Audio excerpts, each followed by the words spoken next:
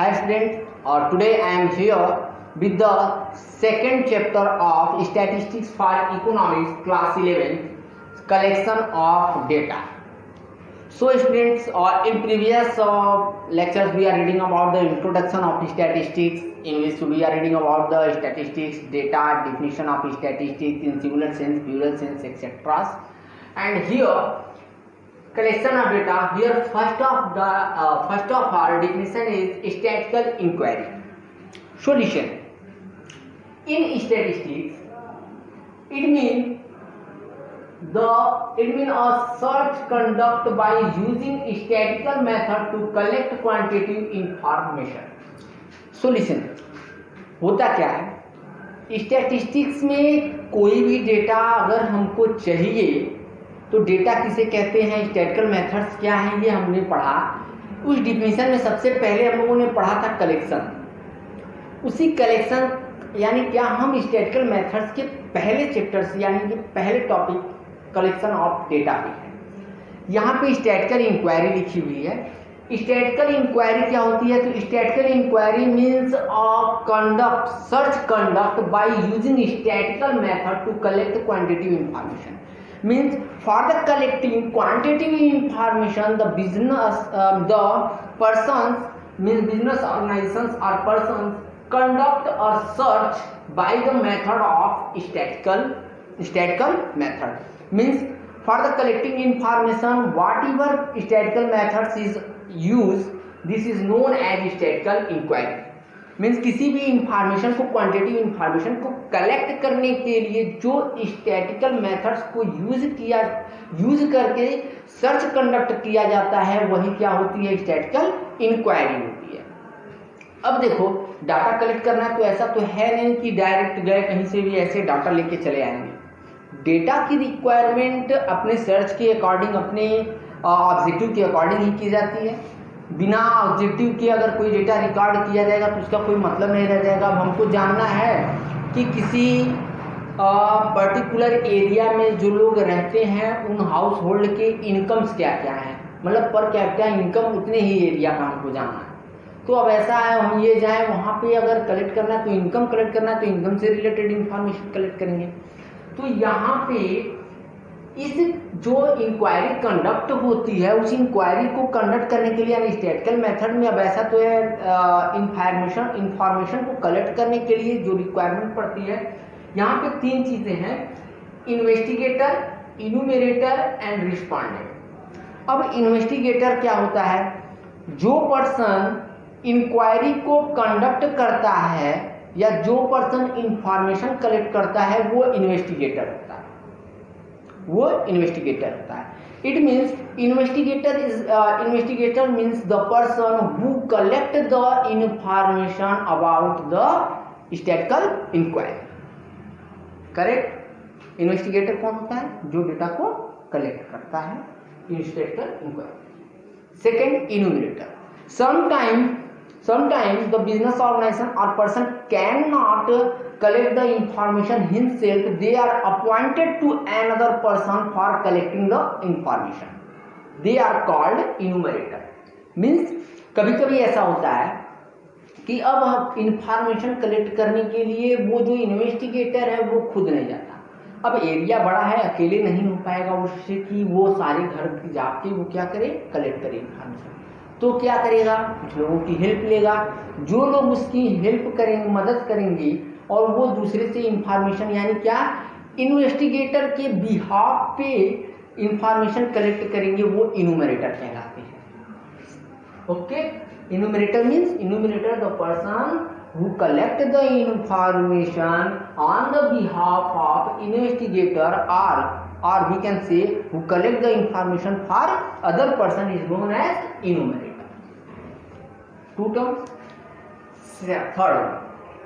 Third one is respondent.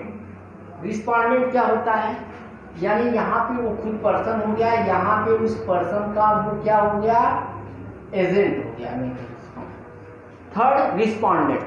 Respondent, the person who give information to the informants or enumerator is known as respondent, or we can say that the person from whom the data should be collected is known as respondent। Means जो person इनको यानी क्या, जो person इनको information available कराते हैं या देते हैं उन्हें क्या कहते हैं, रिस्पॉन्डेंट। अब समझ में आया। इन्वेस्टिगेटर कौन होता है, वो पर्सन जो डेटा कलेक्ट करता है। इन्यूमरेटर कौन होता है, वो पर्सन जो दूसरे के बिहाफ पे खुद डेटा कलेक्ट करता है। रिस्पॉन्डेंट कौन होता है, रिस्पॉन्डेंट वो होता है जो इंस्टेटिकल इंक्वायरी से रिलेटेड इंफॉर्मेशन प्रोवाइड करता है। Okay, now source of data. अब ये डेटा आएंगे कहाँ से भाई, हमको डेटा चाहिए, हम कब से बात कर रहे हैं, we are required statistical inquiry करेंगे, ठीक है। डेटा, तो डेटा किस डेटा आएगा कहाँ से, उसका तो कोई पर्टिकुलर प्लेस होगा।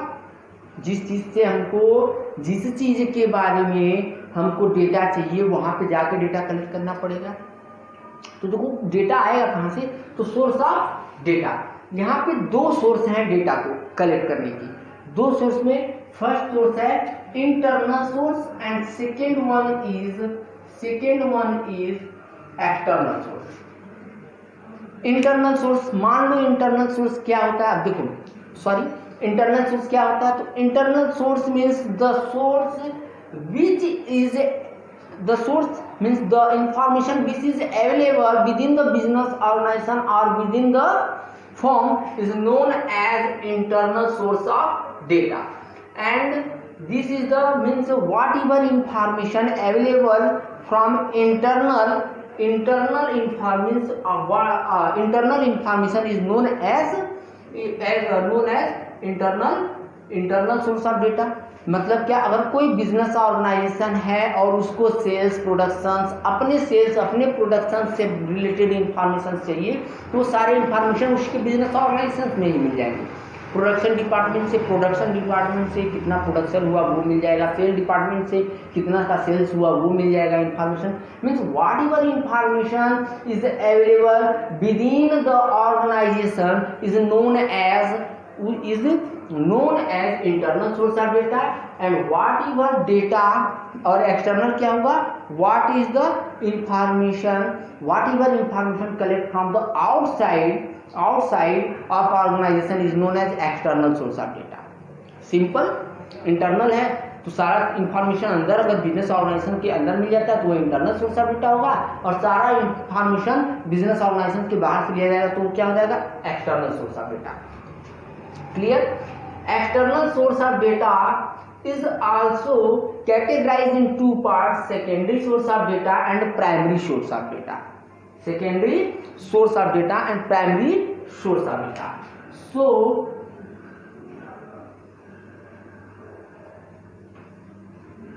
now primary source of data, when the investigator decide to collect the data himself basic data himself through statistical survey with the help of their team is known as primary data। Means अगर कोई data चाहिए और वो जो business organisation का person है, head है, वो खुद से इंफॉर्मेशन कलेक्ट करना चाहता है अपने टीम के साथ। यानी क्या, अगर मान लो कि कोई इंफॉर्मेशन चाहिए एक पर्टिकुलर एरिया में, जाके वो खुद वहाँ से एक लोगों से पूछ के वो डेटा कलेक्ट कर रहा है, तो वो प्राइमरी सोर्स ऑफ डेटा होगा। ठीक।